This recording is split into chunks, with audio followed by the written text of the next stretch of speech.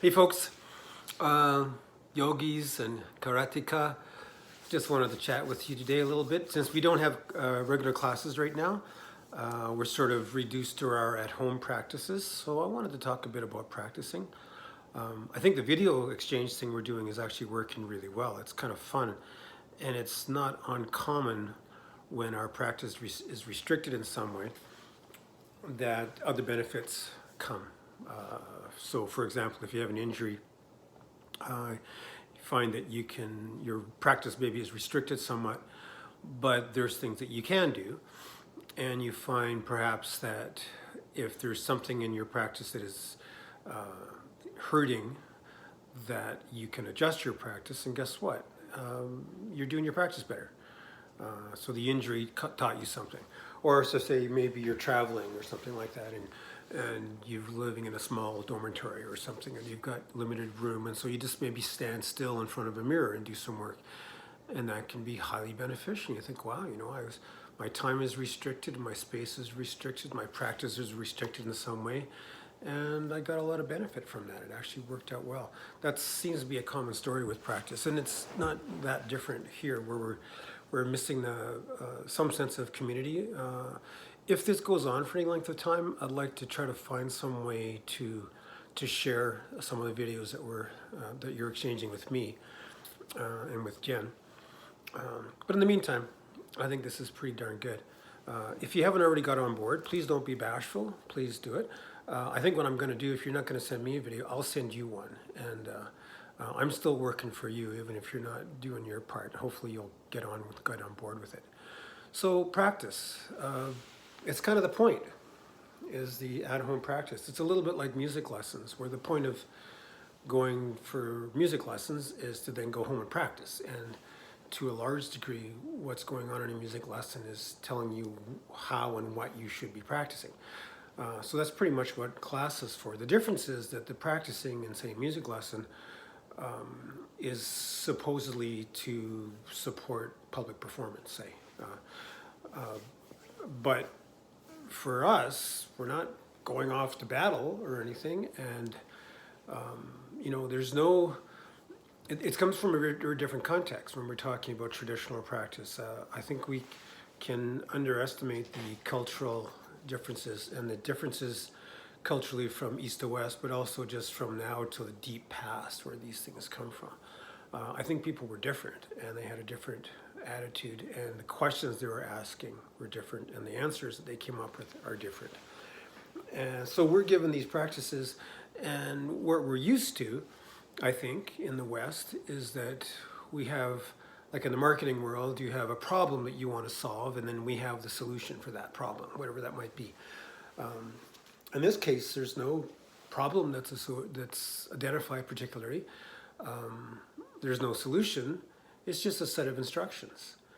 And for whatever reason, people are drawn to that, and they do the work to whatever degree. They follow the instructions to whatever degree they are capable and interested. And then they get certain kinds of results, and they go on and they say to students, or they make videos like this, and they say, yoga is this, I've discovered, and yoga does this for me, or karate is this, and karate does this for me. And so then people who are learning say, well, this teacher said that yoga is this. And then other people will say, and then it does that. And then people say, well, actually, we've got scientific studies that say that yoga isn't that, and that it doesn't do this. And there's other ways of doing that if you wanted to do that. And that's all true.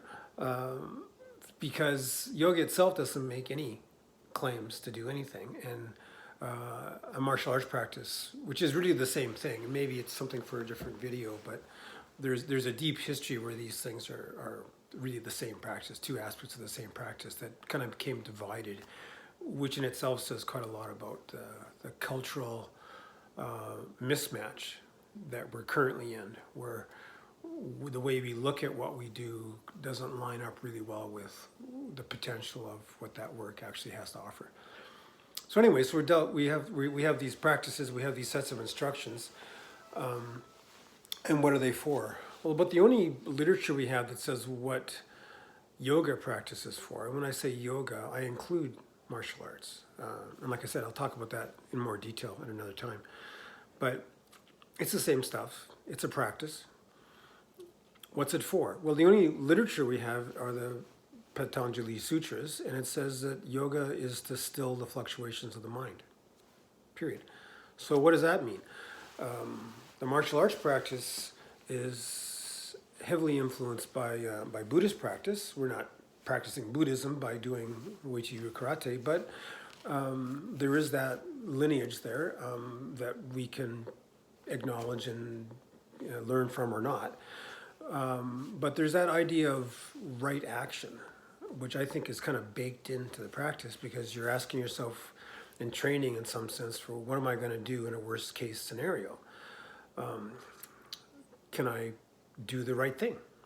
And if I'm going to learn to do potentially destructive things, what's the context where that's appropriate? And how am I going to make that call in a moment where I may consider smashing something with an elbow or what have you?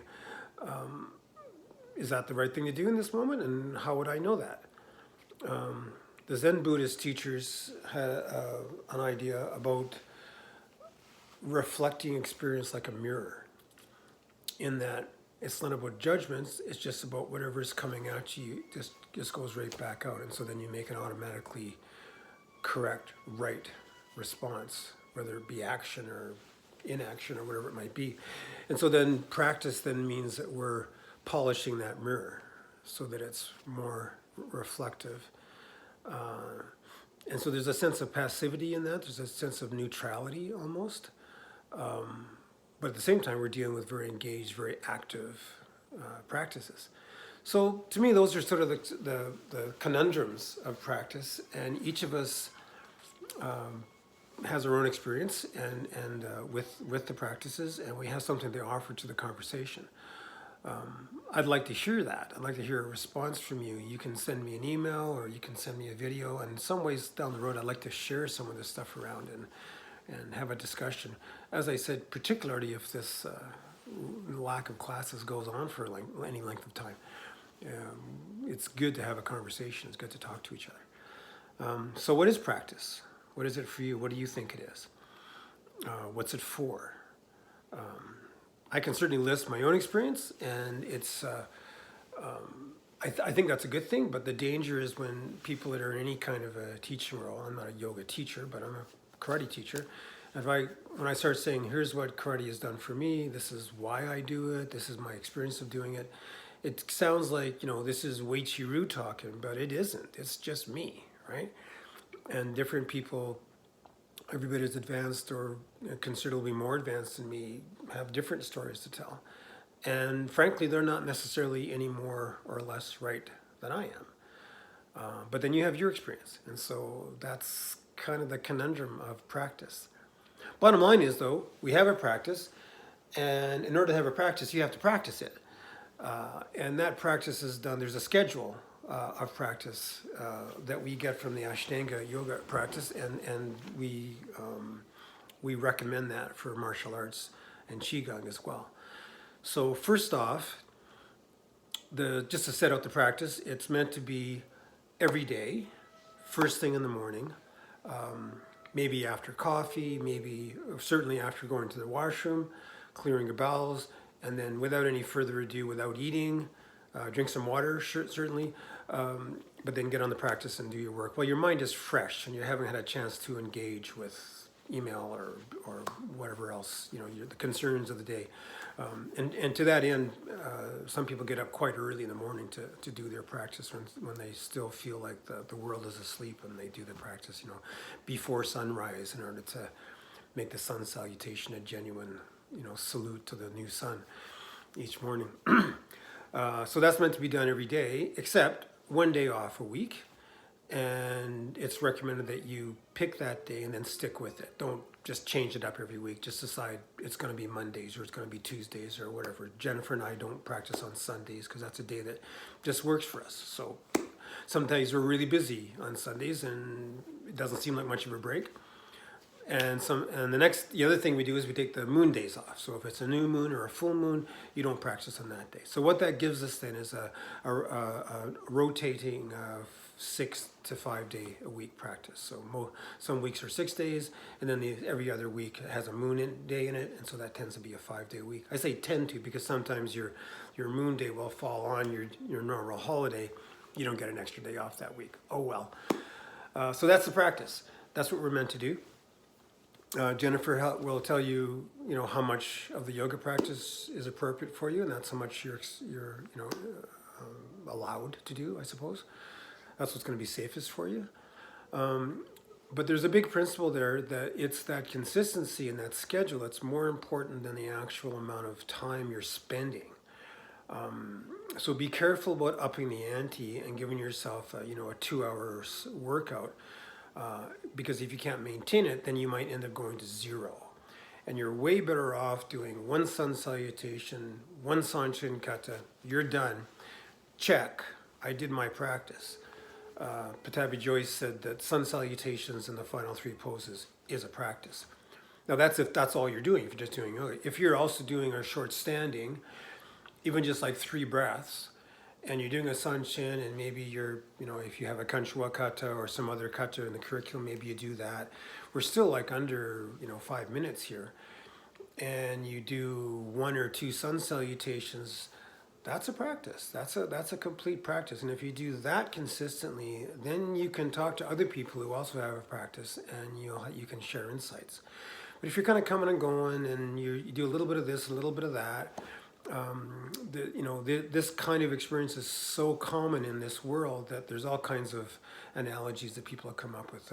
One that I like is someone who's digging holes in their backyard. They're trying to dig a well, and they dig all these different holes down to about 5 feet and give up, and they move on to a different hole. So they try all these different practices, and they never hit water because the water is at 6 feet, not 5 feet.